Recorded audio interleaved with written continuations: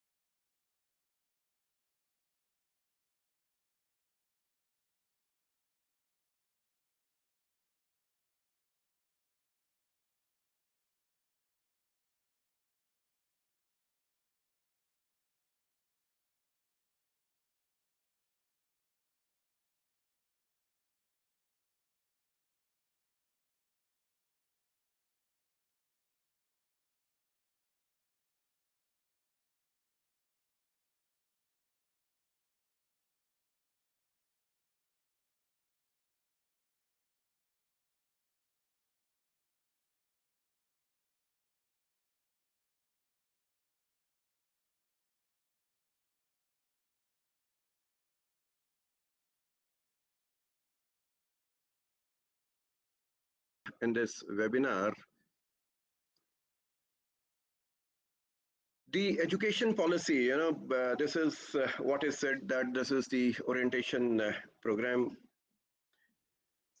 and for the national education policy, and this educational, or the orientation program for this policy means that we need to know the things which are with us already there available.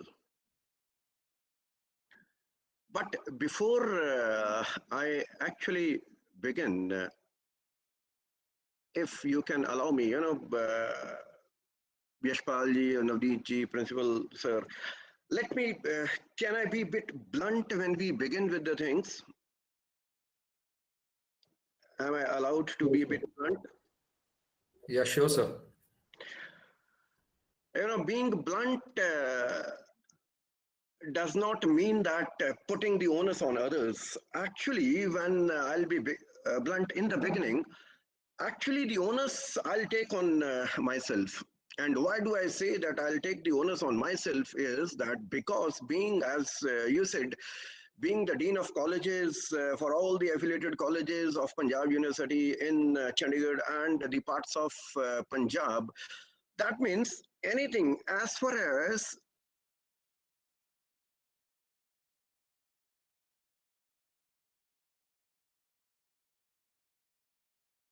with what human values front, we are probably heading nowhere. So what do I become? Do I become an asset for the nation, or something else? I'll not call the liability, but something else. And I'm sorry to say, we actually don't, we means most of us, or even you call some of us, don't come out becoming the asset for the nation. And this system is going on for very long. Let me begin with one thing when I talk the education policy. I believe, of course, we have studied right from the beginning.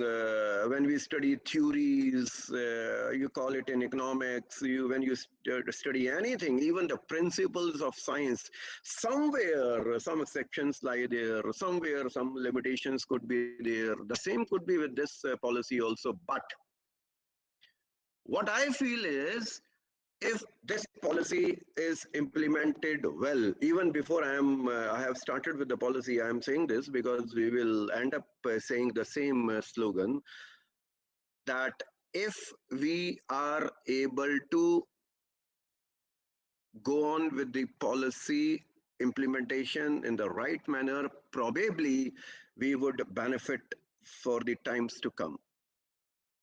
Okay. Now, we all have been hearing this for because the policy discussions have been going on for many days now. What actually is the basic aim of the policy? What for the policy, with the basic aim it has started with? Union cabinet. But let me before that say one thing.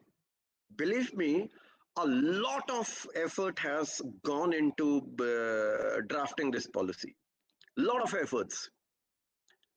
And lot of discussions and the feedback from all the corners of the society, all the villages, all the cities, all the educational institutions, all the common public. They were actually invited to give their opinion even before the education policy was actually finally went through the parliament. Big volumes of feedback were taken. And you know what? When Union Cabinet in July 2020, roughly 6 months from now, 6 months from now before I am talking, when this policy was passed by Union Cabinet, the basic aim of this policy, it says universalization of education from preschool to the secondary level. Universalization of education. We'll talk what does this universalization of education mean. But they say from preschool to secondary level with 100% gross enrollment ratio, GER, 100% in school education by the year 2030. Now, 100% GER by 2030, that means from roughly 10 years, within 10 years, we will have 100% GER. And in the higher educational institutions, this GER, we are planning to reach to 50%, 50, by 2025. That is another 5 years.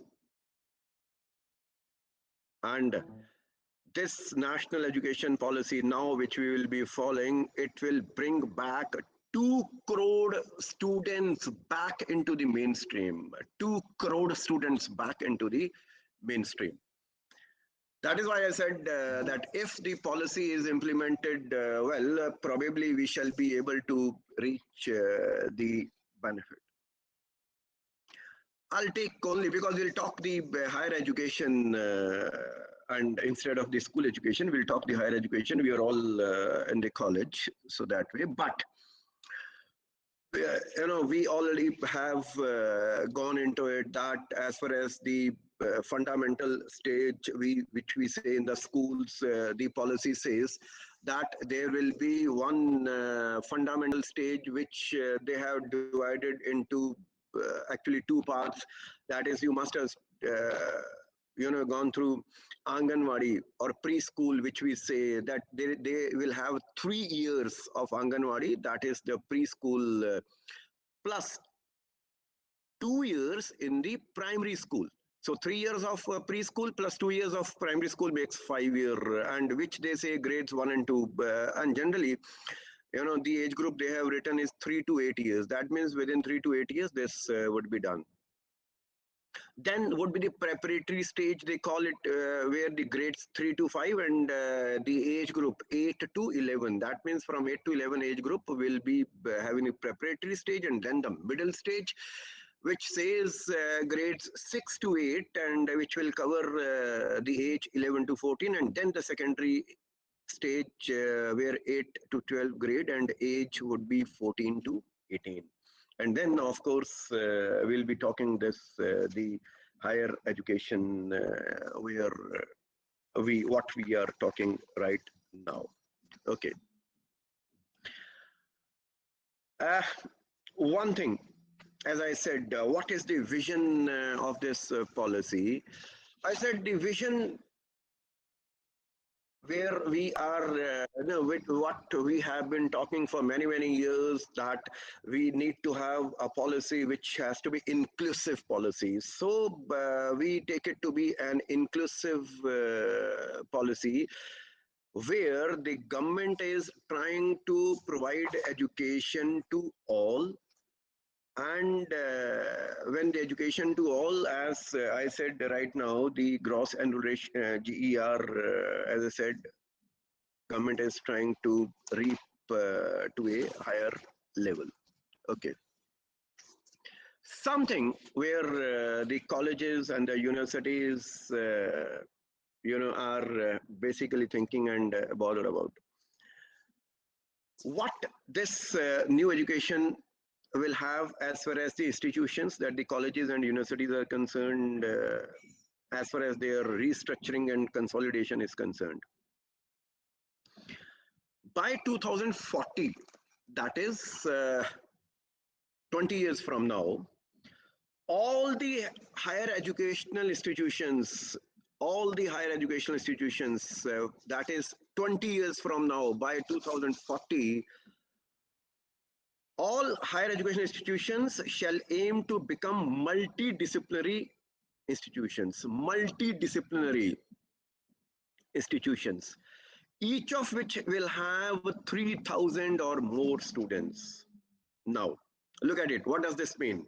When we say multidisciplinary higher educational institutions, so multidisciplinary means that we will have different disciplines in the colleges and the universities. Now, different disciplines means even today we have different disciplines. For example, we have science, we have commerce, we have humanities, language, everything we goes on. But when the government says that in the education policy we will have the multidiscipline, means that all educational institutions will go with all different courses, and single study educational institutions will not be allowed.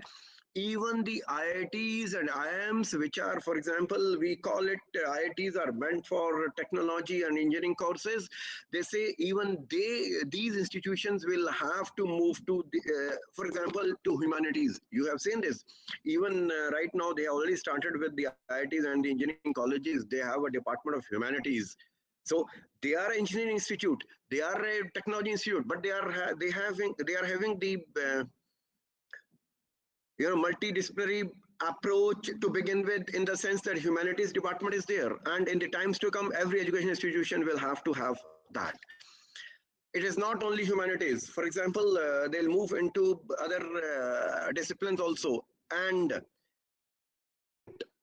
I'll have a big option. What option we'll have right now? What is happening right now? What is happening is, if I study commerce, I end up studying commerce only. What happens is, in the +1, +2, and the BCom and MCom, what I am doing is I am studying commerce, all those different subjects. You call it accounting, finance, management, so on and so forth, along with the language. That's what we are studying, and we are not allowed to study anything else. This is what is the prescribed course, and this is what we study. But in the time with this policy implemented, I as a student will have the option even to study music if I want to study, along with my commerce stream. If I am a student of medical, if I want to study commerce along with the medical, I'll be allowed. If I want to study anything else along with my stream, for example, I am a student of, for example, management BBA course, I'll be able to study even subject of science. Why?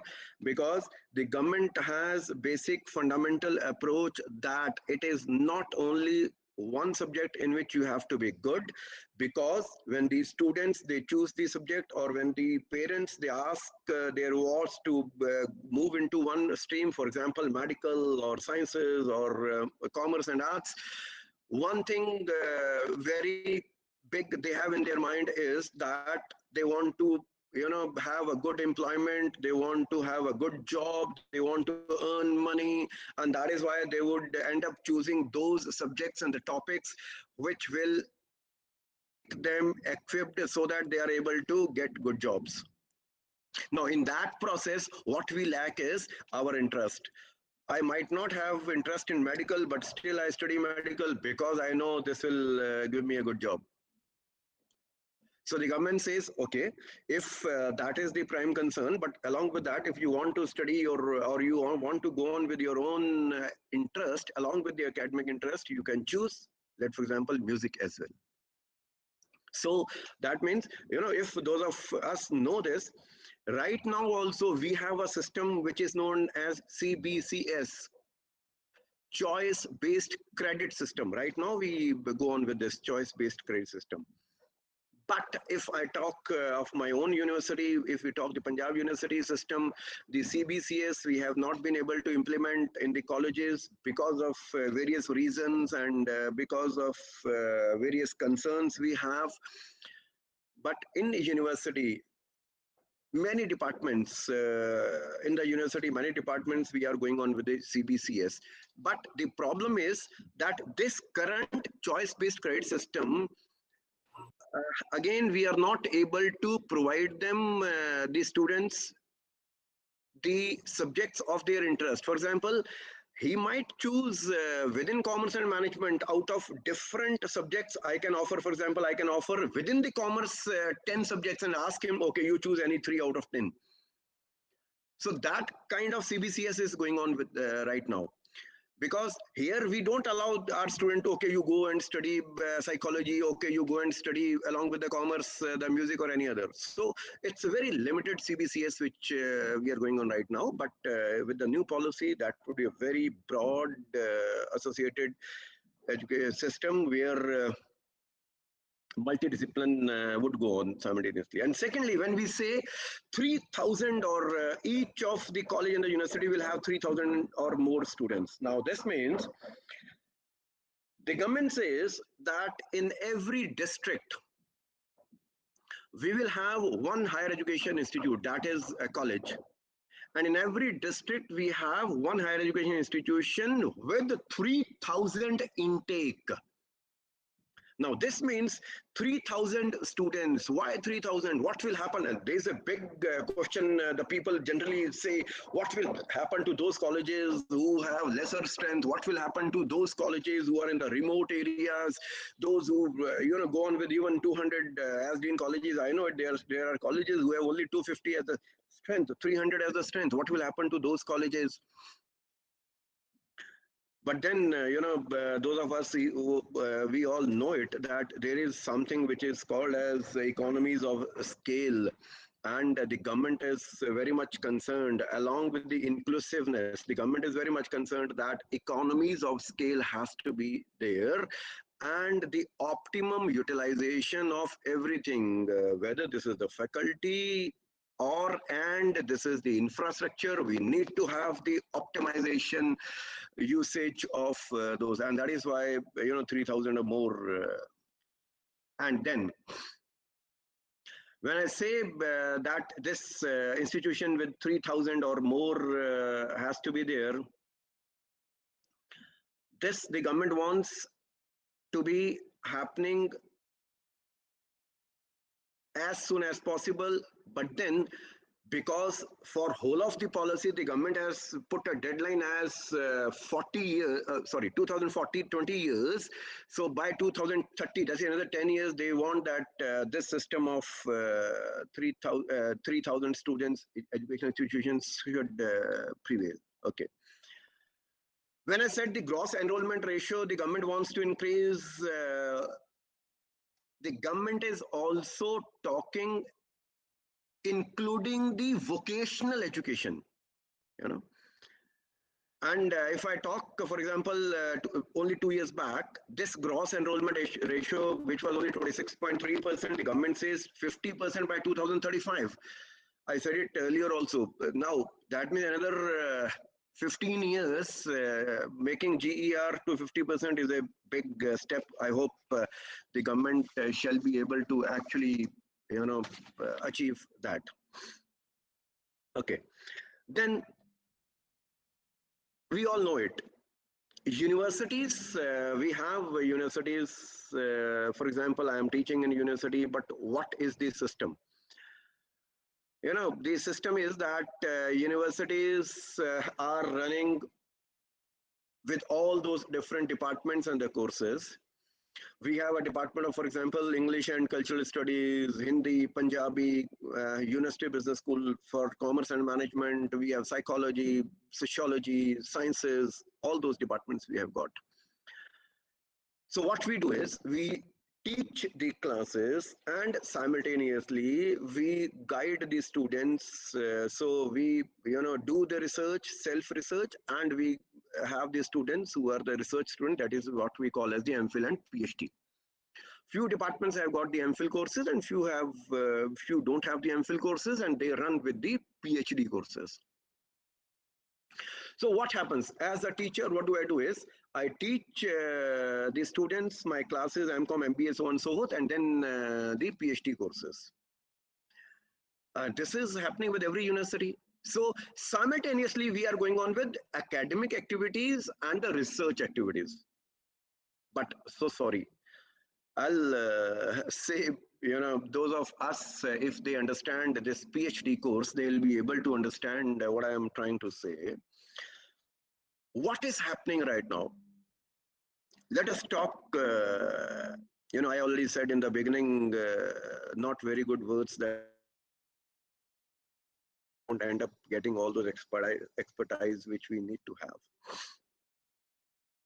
What is happening in PhD course? Doctorate of philosophy, the highest degree we say, because after PhD, postdoctorate or the other courses, very little number of people do it. So generally you will find in the universities people do with the PG and then the doctorate. Average doctorate students, they would do their doctorate from 3 to 5 years. Now 3 to 5 years they'll be working on one single topic. One single topic is chosen by the student along with the guide's direction. That topic is actually passed through synopsis, what we call in the research board. You have a complete committee. Now that committee passes, then you start working through many committees rather in our university and every university. Then you start working on research, and within 3 to 5 years you submit your research PhD course and you get a degree after evaluation, because this is done by the evaluators, and you get a degree. Now this is a process, that means somewhere which starts from 3 years, which actually takes 3 years, and when you get your degree, 5 years you are otherwise given to finish your degree, and it takes roughly a year when you get actually the degree, because the evaluation is done and all those vivas, and it takes a year or so roughly. Gives. It's hundreds of crores through JRF and other schemes. Government has been giving for doing their PhD hundreds of crores of rupees. But the question is, when I finish my PhD, what is the use of that? To some extent, probably the sciences people, they have been able to deliver the goods. I did my PhD in banking, which is lying in the library. Which bank has been benefited by it. People do their PhD degree, they have been getting the degrees, API scores are built up, they are able to probably even get the jobs because of the PhDs. But the question is, what the society has benefited, what the nation has benefited after providing so much of the grant and spending so much of the time and the effort and the money. What has been the benefit? I don't know. Difficult for me to say whether any benefit has been there after that to the nation as such, or to the government, or to the education or institute, or even to the industry, and making a comprehensive human being when they pass out from there. And then all those names would be over, which we call deemed universities, affiliated universities. There will be only one name which would be called as the university. So deemed or all those kind of things would go. I don't know now how far this has gone well with the colleges uh, and the faculty. But what is being planned right now is that autonomy to the colleges should be given. Now, this is what the national education policy, the new one, has been saying: autonomy to the colleges. Though there have been many fear that what will this autonomy bring as far as the faculty and the college is concerned, but the government says autonomy to the colleges in terms of finance, autonomy to the colleges in terms of carrying on with their own courses, autonomy to the colleges in terms of giving the degrees. Affiliation system should be over with the passage of time. For example, with this university, many colleges are affiliated. So the government says this affiliation system slowly and slowly you should do away with, and let the colleges be self-sustained, and autonomy should be granted to them. And then the government is pretty wanting this, that one higher education institution, for example in Chandigarh or in Punjab, if we say, or in Haryana, that there is one college which is very good in terms of teaching or research or anything. Now so the government wants that those good higher educational institutions should help the other higher educational institutions. So one higher education institution should help the other higher education institution, and they should support for everything. What is that? That is for their development. Developing one higher education institution, developing the other higher education institution. They should move on with the community engagement and the service. They should contribute to various fields of practice, faculty development, support to the even to the school education, and for students, those students who are now connected with us.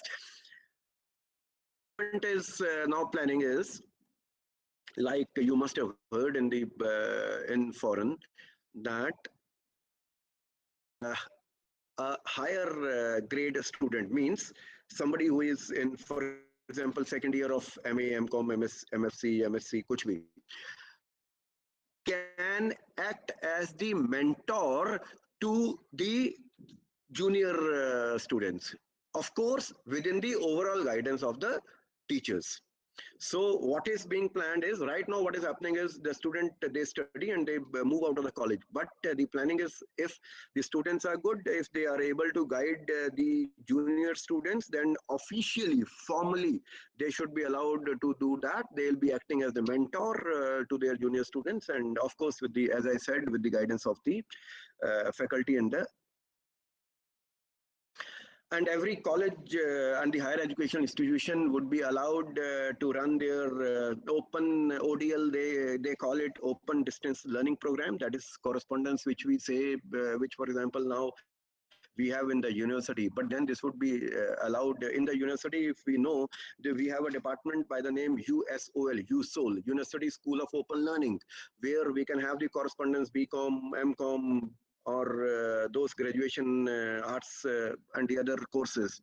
But then this would be given even to the other colleges, higher education institutions, and so ODL and the online programs would be allowed to the colleges, that they can go on with the online programs as well. And as I said, the university, the higher education institutions, the government is asking for multidisciplinary. So those single discipline institutes will not be allowed, and they will have to be phasing out of this. And when I said that this affiliation system would slowly finish, the government has given a deadline of 15 years, that this affiliation system should now be finished. And the government says that the colleges should be given the autonomy where they can work. And this education system, the words written which the government is trying to have is holistic and multidisciplinary education. Holistic, which includes everything. As I said, we need to make the students a good human being with the good ethics and the values, with the good education system, with all that providing to him, which will help him getting a good job, but help him also to become a good human being as well. And you know I don't know, one fear which the people might have, which the government has been very ably been able to dispel, is that all the languages, the department, even English, Hindi, Punjabi, or all those languages, the departments and languages, literature, music, all those which probably a few of us might feel that what is this literature or music, but the government to make the healthy mind and healthy body. The government is very clear in one thing: the new policy should be able to develop a healthy mind and a healthy body.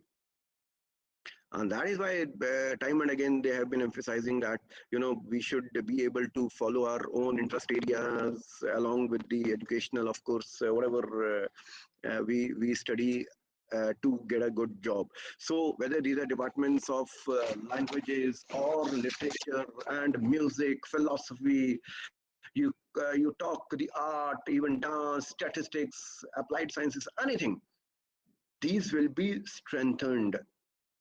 Commerce. Now he does 6 semesters. He does first year, second year, third year, and then he gets the degree. Everywhere this is happening. Uh, we have a few cases, as dean colleges, I know this, that we have a few cases where the students could not complete their degree. They had to somehow, after fifth semester, they might have to go abroad, or they might have to leave because of any reason. After third semester, they might have to leave. And because they left in between, so they were not given the degrees. Now, you leave by fifth semester, and so most of the things you have done, but because you could not complete the degrees, you don't get the degree, so 2.5 years are wasted. But now, what the government has already thought of and planned and would be done is that you will be given a certificate course if you are able to finish your 1 year of discipline.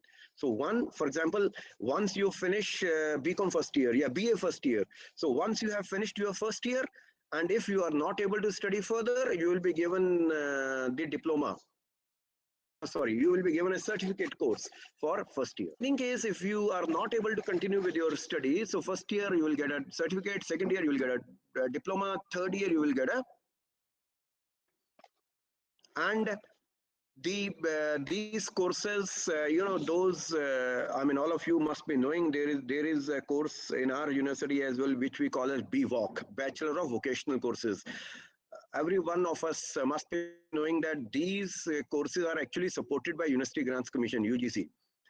Now these courses, these are supported by UGC, and these courses is given by them.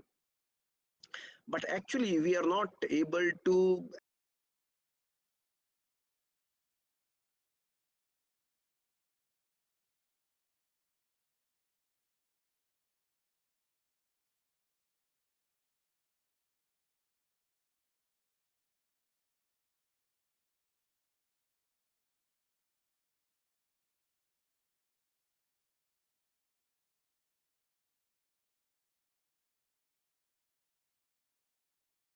end up with all those desired results for these vocational courses were started. But now the vocational courses have been, you can carry on along with your graduation, the vocational courses. And